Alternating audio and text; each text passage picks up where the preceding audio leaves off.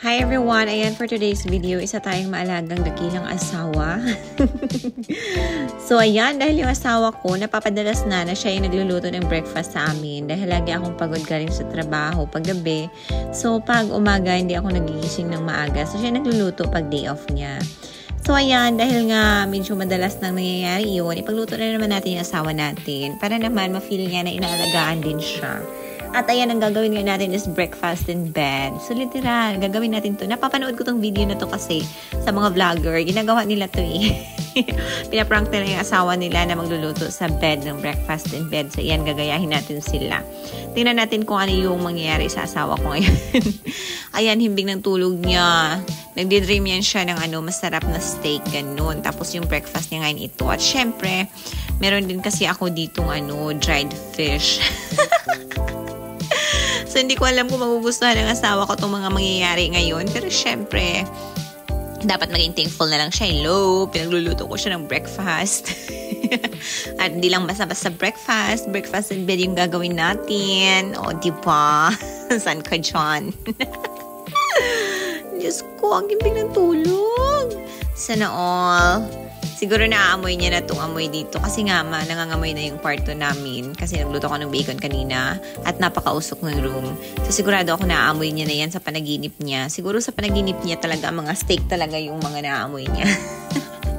Hihintayin ko sana pag hindi siya magising. Lulutuin ko talaga yung dried fish dito sa room. Tapos inisip ko din, Diyos ko, mangangamoy yung room namin. So, ayan. Gumising na siya.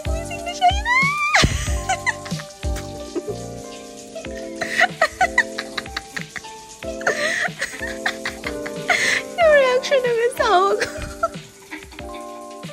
Good morning. I'm getting ready for your breakfast in bed.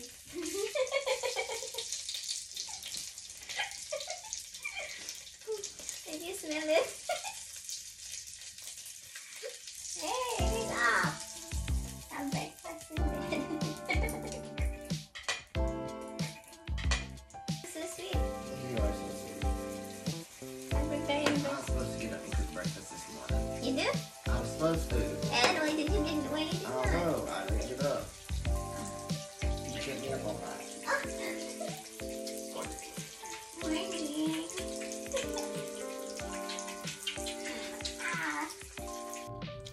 Have my breakfast.